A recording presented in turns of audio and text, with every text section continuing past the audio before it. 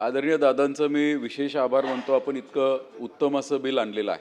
त्याच्यामुळे नक्कीच चांगले विद्यापीठं आपल्या राज्यामध्ये येतील आणि प्रायव्हेट युनिव्हर्सिटीज आल्या तर नक्कीच याचा फायदा होणार आहे, विद्यार्थ्यांना फायदा होणार आहे. फक्त माझी या बिलाच्या बाबतीत दादा एक शंका होती. ही म्हणजे अलीकडच्या काळामध्ये जे आपल्याकडे एडेड कॉलेजेस आहेत किंवा ज्या युनिव्हर्सिटीज ऑलरेडी एस्टॅब्लिश्ड आहेत त्याच्या अंतर्गत असणाऱ्या एडेड कॉलेजची ॲडमिशन प्रोसेस ही अनेकदा आम्ही पाहतो ही डिले होती आणि प्रायव्हेट युनिव्हर्सिटीजला ॲडमिशनचा आपल्याकडे कोणता कंट्रोल नसल्यामुळे ते लवकर ॲडमिशन प्रोसेस कंप्लीट करतात. त्यामुळे हे जे एडेड कॉलेज आहेत याच्यामध्ये बरीचशी वेकन्सी राहते. मग आपण राऊंड 1, 2, 3, 4 घेतला तरी वेकन्सी राहण्याचं कारण असं आहे की आता तिकडे कल वाढत चाललेला आहे. पण हे सगळं होत असताना आपण ह्याच्यावरती कंट्रोल आणण्यासाठी ॲडमिशन्स एकत्र ठेवू शकू का, असा काही विचार करता येईल का? आणि त्याचबरोबर दुसरा एक माझा प्रश्न होता की तो म्हणजे हे जे आपण त्यांना फीस ठरवून देतो तर हे फी रेग्युलेटरी याच्यावरती आपण म्हणलं या बिलामध्ये तर अनेकदा आम्ही पाहतो पूर्वी मेडिकलला डोनेशन्स घेतले जायचे आणि राजरोसपणे कोणी बोलत नव्हतं, पण काय म्हणतात जाकलीमूठ 1.25 लाखाची अशी परिस्थिती होती. पण आता जर पाहिलं आपण तर पूर्वीचे मेडिकलचे फीज म्हणजे MBBSचे फीज असतील किंवा जे तत्सम कोर्सेस आहेत याची फीज काही पटीने आता प्रायव्हेट युनिव्हर्सिटीजमध्ये वाढलेली आहे. तर याची ही जी डिस्पॅरिटी आहे ही आपण कशी कंट्रोल करणार आहोत, हा एक माझा दुसरा स्पेसिफिक प्रश्न होता. त्याचबरोबर मायनॉरिटीचे जे काही आता प्रायव्हेट युनिव्हर्सिटीज याच्या माध्यमातून येऊ शकतील तर ह्या युनिव्हर्सिटीजमध्ये आपल्या शिक्षणावरती काही कंट्रोल असणार आहे का? कारण काय होणार आहे की प्रायव्हेट युनिव्हर्सिटी ॲक्टनुसार त्या युनिव्हर्सिटी स्वतःचा सिलेबस आणू शकतात, स्वतःचे कोर्सेस आणू शकतात.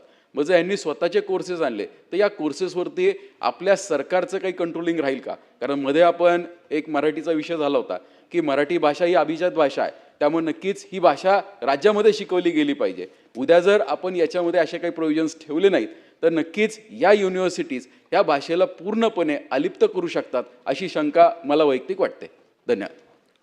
मंत्री महोदय. मला खूपच आनंद होतो आहे की नॉर्मल रस्ते आणि ब्रिजेसच्या पासून बाजूला येऊन इतका बेसिक शिक्षणाचा विचार होतोय. त्यांनी खूप महत्त्वाचा मुद्दा मांडला की ह्या प्रायव्हेट कॉलेजेसची ॲडमिशन लवकर सुरू व्हायची. प्रायव्हेट कॉलेज म्हणण्याच्या प्रायव्हेट विद्यापीठं, ज्याला आपण स्वयं अर्थसहाय्यित विद्यापीठ म्हणू, की ज्याला आपण हे स्वातंत्र्य दिलं की तुमचे कोर्सेस तुम्ही डिझाईन करा आणि ते सुद्धा नवीन शैक्षणिक धोरणामध्ये आवश्यकतेप्रमाणे रिजिडिटीला मराठी शब्द काय म्हणता येईल की आम्ही हेच वर्षानुवर्ष कोर्स चालवणार असं जे विद्यापीठात चालतं त्याच्याऐवजी आवश्यकतेप्रमाणे तुम्हाला तुमचा सिलेबस तयार करायला, कोर्सेस करायला परवानगी, याच्यातून स्वायत्त विद्यापीठं आली.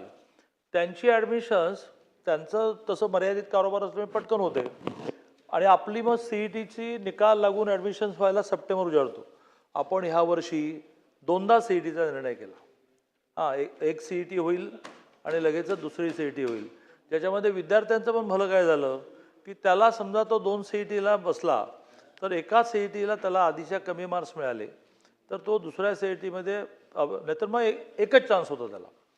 आता ह्यामुळे आपली ह्या वर्षी आपली जी कॉलेजेस आहेत, अनुदानित कॉलेजेस आणि विनाअनुदानित कॉलेजेस, स्वयं अर्थसहाय्यित विद्यापीठं नाहीत जे लवकर घेतात ॲडमिशन, तर ती ॲडमिशन्स पण लवकर होते.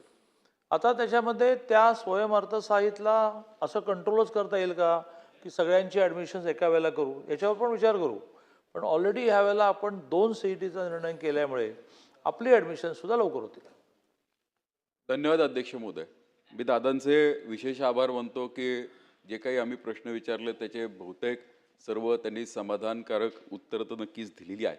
माझं फक्त एकच या ॲक्टमधली दादा शंका आहे की आपण जसं मगाशी म्हणालात की या संस्थेला एक स्वायत्त असणार आहे की कोणताही कोर्स ते चालू करू शकतात. तर आपल्याकडे धार्मिक शिक्षण जर उद्या ह्या संस्थेने चालू केलं तर उद्या धार्मिक शिक्षणाचा प्रसार याचा गैरवापर काही ठराविक समुदाय करू शकतील. तर असा काही आपण ॲक्टमध्ये काही प्रोव्हिजन्स करतोय का? कारण शेवटी काय म्हणलं आपण की अनएडेड प्रायव्हेट प्रोफेशनल एज्युकेशन, आज धार्मिक प्रॅक्टिससुद्धा काही प्रमाणामध्ये प्रोफेशनल झालेली आहे. तर उद्या याच्यावरती काही आपल्याला बंधनं आणता येतील का किंवा काही अंकुश आणता येतील का किंवा असे काही प्रोव्हिजन्स ॲक्टमध्ये असतील तर आपण सांगितलं तर खूप बरं होईल. मंत्री महोदय. ही असं एखादं स्वायत्त विद्यापीठ घेण्याची एक मोठी प्रक्रिया आहे. 10 एकर जागा पाहिजे, 1.25 लाख स्क्वेअर फीट बांधकाम पाहिजे, अनेक प्रकारच्या समित्या जाऊन त्याच्या चौकशा करतात, त्याचे अहवाल करतात, करत करत करत कॅबिनेटमध्ये विषय होतो. मग तो आपल्या विधानसभा आणि विधान परिषदेमध्ये त्याचा कायदा होतो. प्रत्येक वेळेला सगळी मुद्दे येऊ नयेत चर्चेला, म्हणून मग आपण त्याचा एक अमरेला ॲक्ट केला आणि मग त्या अमरेला ॲक्ट मान्य आहे सगळा असं झाल्यानंतर मग आपण फक्त एक लाईनचा आजही त्यातला एक विषय आहे तो एक लाईनचा फक्त आपण त्याच्यामध्ये ॲडिशन करतो. आणि म्हणून कुठलं शिक्षण देणार आहेत, प्रामुख्याने शेवटी स्वायत्त विद्यापीठं ही प्रोफेशनल कोर्सेससाठीच असतात, त्याशिवाय ते चालतील कसे. ते समजा टेक्नॉलॉजीमधले काही कोर्सेस काढणार असतील, AI बेस्ड काही करणार असतील तरच मुलं येतील, नाही तर बाकी आपल्या संस्था खूप आहेत. त्यामुळे ऑलरेडी हे चेकिंग करून तुम्ही काय प्रकारचे कोर्सेस सुरू करणार आहात मगच त्यांना परवानगी दिली जाते. आणि त्या परवानगीचे मंत्रिमंडळ, विधानसभा, विधान परिषद, राज्यपालाची सही इतके टप्पे आहेत.